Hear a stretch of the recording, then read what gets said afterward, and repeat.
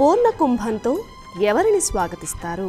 కలశస్యోపరి హస్తన్నిధాయ, కలశం పైన చేయబెట్టుకుంటారు. కలశంలో ఏం చేస్తాం? నీళ్ళని పోస్తాం సగం వరకు, దాంట్లో నవధాన్యాలను వేస్తాం.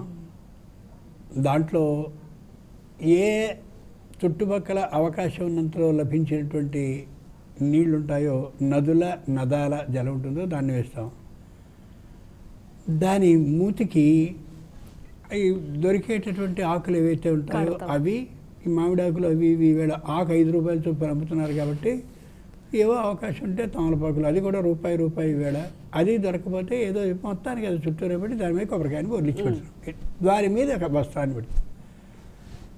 ఈ కనిపించేటటువంటి కలశం భూమికి సంకేతం. దాంట్లో ఉండే నీరు భూమిలో ఉన్నటువంటి సముద్రానికి సంకేతం. ఆ బిందె చుట్టూరా పైన ఏర్పాటు చేయబడ్డటువంటి ఏ ఆకులైతే ఉన్నాయో అవన్నీ దాని నుండి, భూమి నుండి పుట్టినటువంటి వృక్ష సంపదకి సంకేతం.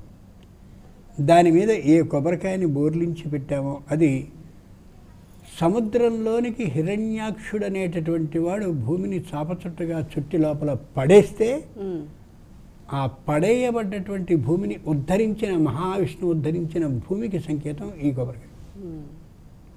అంచేతనే కొబ్బరికాయ కాయ కాదు, పండు కాదు, అదే విత్తనంగా వస్తుంది. విత్తనంగా పండునే పాస్తాం. ఎక్కడైనా సరే ఒక పండుని తీసుకుని ఆ పండు ద్వారానే విత్తనాన్ని ఏర్పాటు చేస్తాం. ఇది కాయగా ఉంటుంది, పండుగా కూడా ఉంటుంది.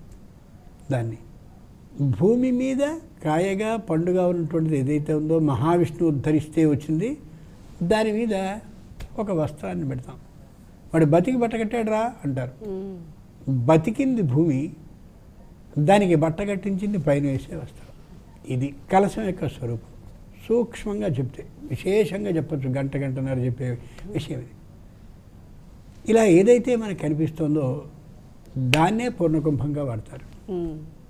దీని నిండుగా ఎవరుంటారు ఆలోచిస్తే, కలశస్య ముఖే విష్ణు. కలశం యొక్క ముఖభాగం అంటే పైభాగం ఏదైతే ఉందో అక్కడ. కంఠే రుద్ర సమాశ్రిత, ఆ మధ్య భాగంలో రుద్రుడు ఉంటాడు. కంఠే రుద్ర సమాయుడు, ఆ కింద శంకరుడు ఉంటాడు. నిజాన్ని నిజంగా మనం మాట్లాడుకుంటే కలశం చుట్టూరా గంధాన్ని పూసేసి 3 బొట్లు పెట్టేస్తాం మనం. మామూలుగా కలశం ఎక్కడైనా ఉంటే దాని చుట్టూరా పసుపు పూసేసి లేదా గంధాన్ని పూసేసి 3 చుక్కలు 3 వైపులా పెడతాం. కానీ శాస్త్రం చెప్పింది అదే కాదు. కలశస్య ముఖే విష్ణు, కలశం యొక్క పైభాగంలో విష్ణు ఉంటాడు, అక్కడ బొట్టు పెట్టు. కంఠే రుద్ర సమాహిత, ఆ మధ్య భాగంలో రుద్రుడు ఉంటాడు, దాని కింద కొద్ది దూరంలో ఇది పెట్టు. ఆ కింద బ్రహ్మ ఉంటాడు, అక్కడ బొట్టు పెట్టు. నిలువుగా 3 చుక్కలు కనిపిస్తే విష్ణువు, మధ్యలో ఉండేవాడు శివుడు, ఆ కింద ఉండేవాడు బ్రహ్మ అని మామూలుగా అర్థం చేసుకోవడం. అంచేత బ్రహ్మ విష్ణు మహేశ్వరుల సంపూర్ణ అనుగ్రహం. అంతేకాక దీంట్లో ఏ అన్ని నదుల జలాలు ఉన్నాయో ఆ నదుల ద్వారా కలిగేటటువంటి సంపూర్ణమైన ఆ స్వచ్ఛమైనటువంటి ఆశీర్వచనం, ఈ భూమికి సంకేతంగా ఉండే ఏ కొబ్బరికాయ అయితే పైన కనిపిస్తుందో శ్రీ మహావిష్ణువు ఉద్ధరించి తెచ్చింది, ఆ భూ ప్రజలందరి యొక్క ఆ ఆకర్షణ అనుగ్రహము నీకు కలుగ్గాక అని ఎవరైతే పూర్ణకుంభం వెనకాల వస్తున్నాడో అతన్ని ఆశీర్వదిస్తూ మహావిష్ణువు యొక్క స్వరూపంగా ఉన్నటువంటి కలశాన్ని ముందు తీసుకెళ్తుంటారు. దాన్ని పూర్ణకుంభం అంటారు. అంచేతనే అది పూర్ణ నీళ్లతో, అన్ని నదీల జలాలతో, స్వచ్ఛమైనటువంటి ఋక్ యజుస్సామ అథర్వ వేదాలకు సంబంధించిన మంత్రపూతమైనటువంటి జలంతో ఇలా వీటిలన్నింటితో తీసుకెళ్ళి వీడు బూట్లు వేసుకుని అప్పుడే మామూలుగా 1-2 పనుల్లో ఏదో ఒకటి పూర్తి చేసుకుని రకరకాల తిల్లి తిని వాడు వస్తూ ఉంటే ఆ మహావిష్ణువు యొక్క అనుగ్రహం వాడికి కలుగుతుందా వెనకాల.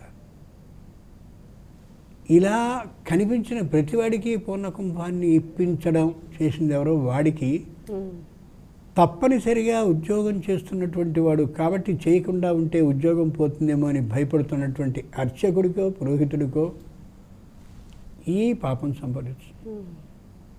నేను పూర్ణకుంభాన్ని తీసుకోవడానికి పూర్ణకుంభ స్వాగతాన్ని పొందడానికి తగినటువంటి అర్హతని ఈ క్షణంలో కలిగి ఉన్నానా అని అనుకుని మాత్రమే అంగీకరించాలి పూర్ణకుంభ స్వాగతాన్ని. అకస్మాత్తుగా కారులోంచి దిగేసి ఆ బూట్లు కూడా విప్పకుండా నేరం. మనం ఎవరినో తిట్టడం లేదు, ఎక్కడో ఉన్నటువంటి దాన్ని సూచించి చెప్పడం లేదు.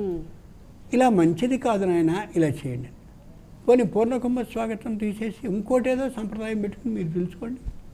చక్కగా సన్నాయి వాయిద్యం అది తీసుకెళ్ళి సన్నాయి వాద్యం ముగించుకుంటూ తీసుకెళ్ళండి, తప్పే ఉంది. దానివల్ల నష్టం లేదు, ఇప్పుడు ఎలా వచ్చినా పర్వాలేదు.